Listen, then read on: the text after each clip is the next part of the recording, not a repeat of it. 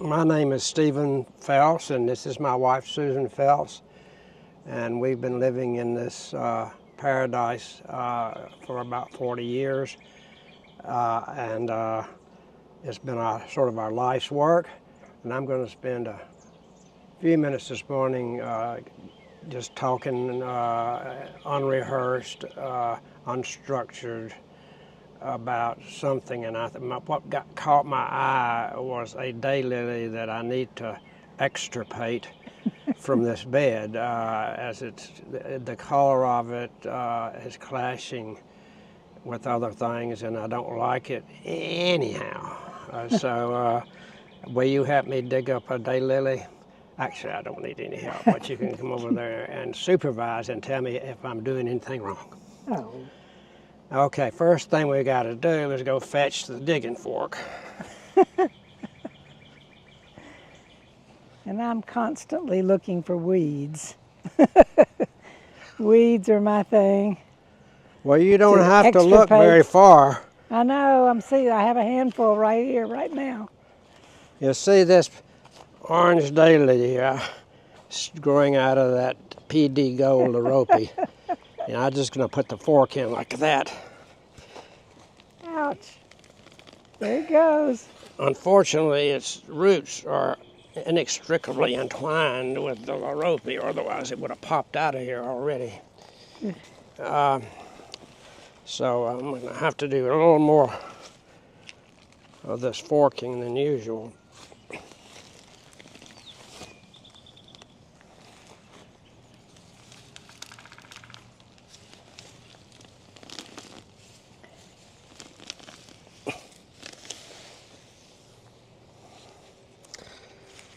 Gosh, that's a big clump. That's a pretty good mass of daylily roots. This tool is the tool for this kind of work.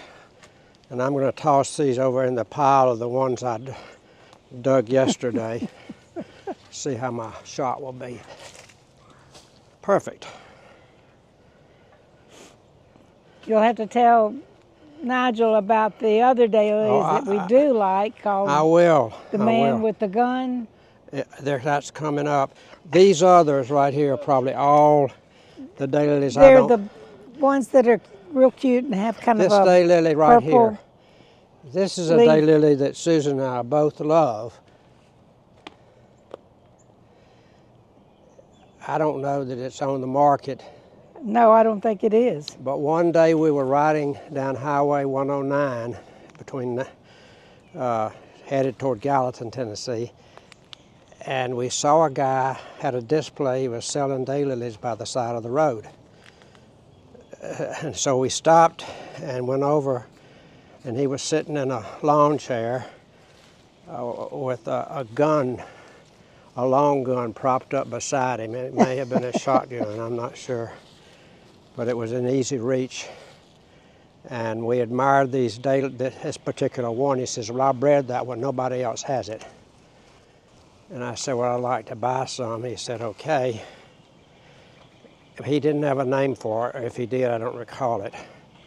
And so we brought it home, and since then we've spread it into several places because I really like it. It's a late blooming daylily. Toward the end of the daylily season, it sort of extends it. And as a name, I selected Man with a Gun because that's where we got it. It was from the Man with a Gun, so it is now the Man with a Gun daylily. That's the only name it has so far as I know. But I love it. And it's right next to another daylily right here. This is also obviously a late blooming daylily because this is a late season for daylilies. It is, as far as I know, the tallest daylily that one can get right now. And it's called Autumn Minaret. And it blooms very freely. It's almost self-cleaning. The little blossoms tend to fall off fairly easily, so you don't have to deadhead it every day. But I'm particularly fond of it, and if somebody's looking for a tall daylily, a late blooming tall daylily, that is the one I always recommend. Oh, goodness. You both made it through that bed without stepping on that beautiful purple. Yeah, I just yesterday put a little fertilizer on that. Beautiful, though. Ah. There's another plant that I want to talk about, and it's this one right here, glowing against the wall with a nice white bloom on one side. It's a plumeria. And the way we got that was many years ago, our postman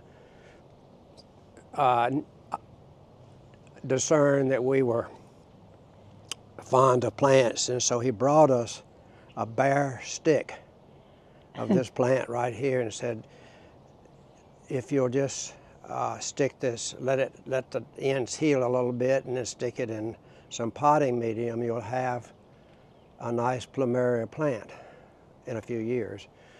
And sure enough, after a few years, we have this nice plumeria. And there's another one over here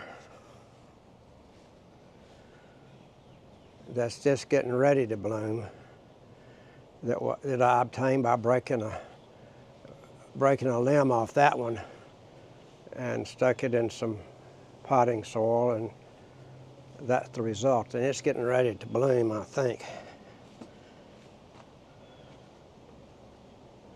Yeah, look at these buds here. That's going to be nice. So we overwinter these in the greenhouse, of course, because they're not winter hardy here. And seems like each year I stick a few limbs into something to root them and give them to friends. So I have given plumeria, as our postman did for us, I give them a bare stick and say, this is a plant I think you'll like. It's a plumeria, and you don't have to coddle it, except that you can't leave it out in the cold. This is the one I really love. Oh, this one, I got to tell about this one. Be careful walking through there. You know, Okay. mash something. I have no experience with walking through flower beds. This is a Calamondin orange. It's a kind of a dwarf orange. It makes oranges about an inch or so in diameter. Yellow, very pretty. When this is covered with those oranges, it's really quite a sight. But at any rate, we got it from the late Stanley Bodner, my practice associate, who brought it back from Miami, a trip that he went to see his parents in Miami, and in the airport he saw these little potted Calamondin orange plants for sale. The whole plant with the pot and everything was about that big, and that's been about 40 plus years ago. Indeed. And it has to be put in the greenhouse in the winter as well. So. But the skin of the fruit is sweet, and the fruit itself is very sour, but it makes a really wonderful marmalade. What you do is you peel the fruit and you discard the part of the inside, which is very sour, and the skin, you cook it. You don't discard the fruit. Oh, you don't? Well, maybe I'll let you tell about it. I don't make Calamondin orange preserves. I just eat it. I have made Calamondin lots and lots of times. I have it in jars in the house, and I would be happy to share some with Nigel. Yes, it's delicious. And but all you have to do is add lots of sugar. Yeah, that's the secret is lots of sugar. And but it has a particular taste that's Really? Particular to Calamond and orange. Yes.